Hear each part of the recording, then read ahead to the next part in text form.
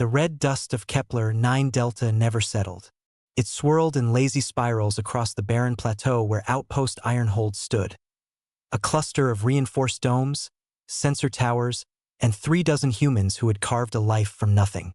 Commander James Hartwell stood at the observation window with a coffee mug in his hand, watching the twin moons rise.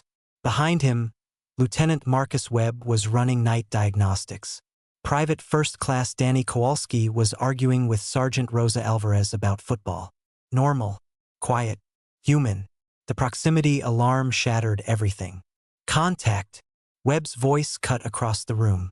Multiple signatures. Fast movers. Coming in from the dark side of the moon. Hartwell dropped his mug. It shattered on the steel floor. Scramble everyone. Now. They came without warning, without declaration, without mercy. The Vreth, a reptilian civilization that had ruled their corner of the galaxy for 6,000 years, descended on Ironhold like a hammer. Their warships were elegant and terrible, curved like blades, humming with weapons that turned matter into vapor. The first strike obliterated the eastern comm tower. The second collapsed the medical dome. The third killed 11 people before anyone could even raise a shield. Hartwell fought from the command bunker, coordinating what little defense they had. Small arms, 2 automated turrets, 1 ancient orbital defense cannon that hadn't been fired in 4 years. It wasn't enough. It was never going to be enough. "Sir," Webb said quietly, blood running from a cut above his eye. "They're not stopping." "I know. Why us? We're a mining outpost. We have nothing." Hartwell didn't answer because he didn't have one. The Vreth didn't need a reason. They were dominant. Humans were new. That was reason enough for them. The attack lasted 19 minutes. When the Vreth ships finally pulled back, satisfied, unhurried, Outpost-Ironhold was rubble and smoke and silence. 22 survivors huddled in the emergency shelter buried beneath the rock.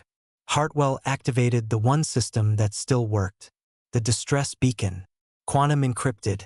Instant. He pressed the button, leaned against the cold wall, and closed his eyes. The signal reached Earth in 0.003 seconds. Admiral Patricia Stone was in the middle of a Senate briefing when her wristband vibrated with a Priority Omega alert, a classification most military officers went their entire career without seeing. She read the message once, stood up without a word, walked out of the room. Within 4 minutes, she was in the war room beneath the Pentagon.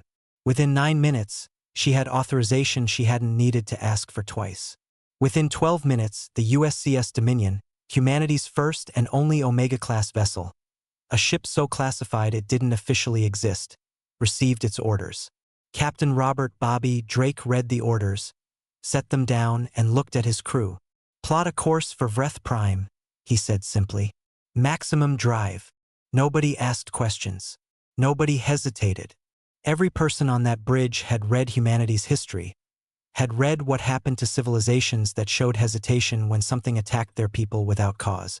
They weren't going to make that mistake. The Vreth High Command was celebrating.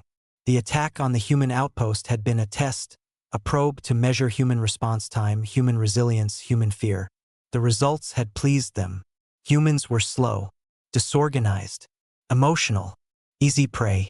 The celebration ended when every screen on Vreth Prime went dark simultaneously. Then one signal cut through every communication channel, every military frequency, every civilian broadcast. A single human face. Captain Drake, calm as stone. "This message is for the Vreth Collective. 41 minutes ago, your forces attacked and destroyed a human civilian outpost on Kepler 9 Delta. 22 of our people survived. 11 did not. We are not sending diplomats. We are not filing complaints. We do not negotiate after blood has been spilled on our people unprovoked." He paused, looked directly into the camera. "Look up."